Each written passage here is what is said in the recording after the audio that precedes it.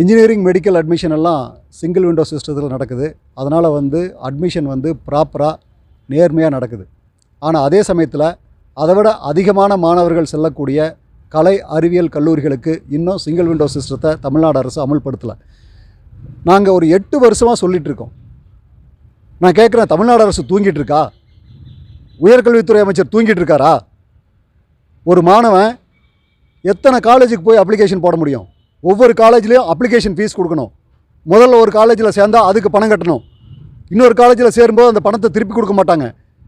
எவ்வளோ பெரிய கொடுமை அந்த மாணவர்களுக்கு நடக்கிறது. ஒவ்வொரு வருஷமும் லட்சக்கணக்கான மாணவர்கள் இதன் மூலம் கஷ்டப்பட்டு கொண்டு இருக்கிறார்கள். நான் கேட்குறேன், சிங்கிள் விண்டோ சிஸ்டத்தை ஏன் அமல்படுத்த மாட்டேங்கிறீங்க? என்ன காரணம்? தனியார் கல்லூரிகளுக்கு சாதகமாக இருக்கிறீங்களா?